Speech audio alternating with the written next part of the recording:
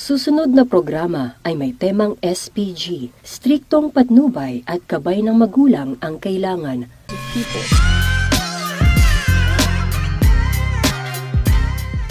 Yes po. Pwede pa sumali sa vlog ko? Okay. Question and answer lang po. Okay lang po? Okay po.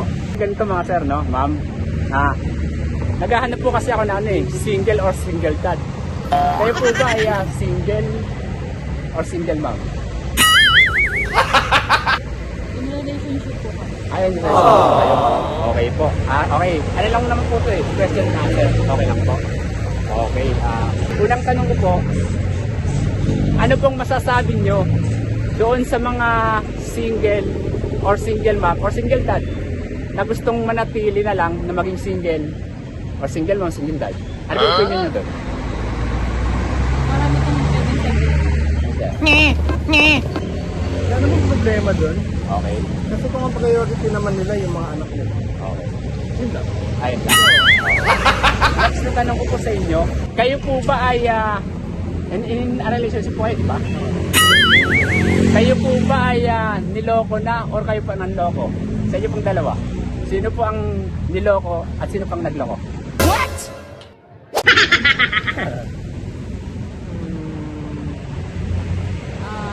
Wala naman. Wala naman. Wala naman. Wala Di totoo yan. naman ganun story.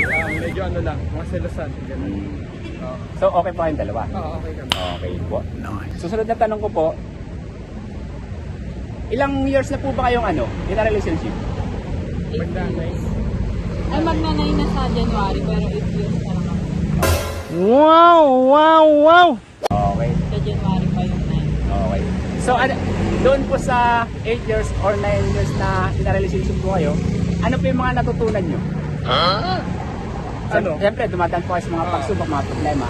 Yung mga problema, ano lang talaga, patience. Okay. It's like wala naman magtatagal na relasyon kung walang patience. Dahil saka part talaga siya. ng Tsaka yung mga relationship. pag-aaway, yan. Pag walang ganon, hindi yung maayos. Parang kung paano nagtagal yung mga lolo't lola natin. Yun din. So, Ano pa po ba kayong tanong? Yun yung tanong. Pero siya, pwede pa kasi access sa kayo niyo. pwede pa. Okay, sige po. Ingat po kayo. Okay po. Okay po. Sa inyo po, sir, ano pong prepared nyo para ma-consider na i-date po kayo nung jowa nyo, nung nagsisimula po kayo? Anong preferred? Prepared? What do you mean by preferred? Ano po yung di ba po, ano po yung mga hinanap niya sa inyo, mga katangian, mga ganun?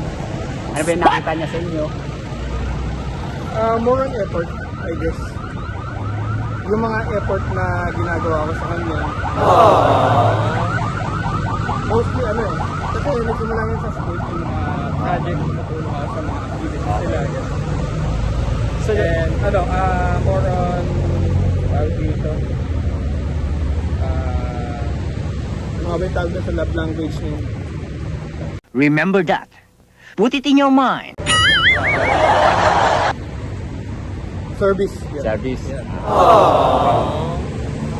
So, next na tanong ko po ay, para po sa inyo, mahirap po bang maging single dad or single?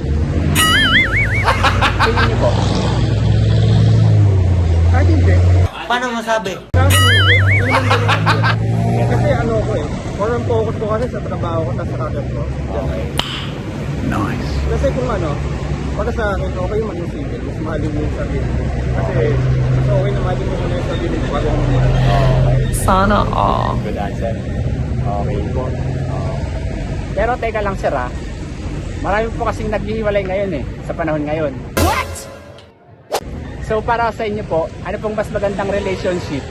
Kasal, live-in, or friends with benefits na lang po? Kasal. Kasal. Kasi ayon sa Bible, kasal na. Huwag Christian mo na po ba kayo? mag-live-in. Kaya pala. Paras tayo sir. Huwag mo na mag-live-in na pwede siguro yung parang ligaw-ligaw muna, pero sundin pa rin natin yung nakasal sa Bible. Okay. Sabi sa akin. Tama po. Okay. Sir, ayon po sa mga eksperto, 23 years old to 25 years old ang nagpapakamatay dahil na broken hearted po sila. Kayo po ba sir, munti ka na po ba kayong magpakamatay dahil na broken hearted po kayo? Meron ko naisipan niya. Kasi may kaibigan ako nagpakamatay na. Okay. Parang lesson sa akin yung nangyari sa akin. Then, nag-discuss pa kami. Kaya Okay. parang lalong tumibay yung paniniwala na kapag iwa ka.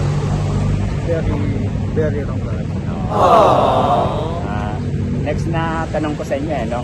Ano pong may papayo nyo doon sa mga kabataan na gusto pong pumasok sa isang relationship? Sa akin, mag-focus muna sila sa ano nila. Sa mga plano nila sa buhay nila. Okay. At pagka ready na sila, hindi po nila sila pinapakain ng magulang nila. Okay. Then, pumasok sa Relationship. Okay. Marami pa. Huling tanong na lang po sir. Para po sa inyo, ano pong dapat na mauna? Career or love life? Actually, kasi kami, pinagsabay namin yan. Mula nung nagkaroon kami ng career, hanggang doon na kami nag-open ng relationship. Kaya hindi ko alam kung ano yung mas okay.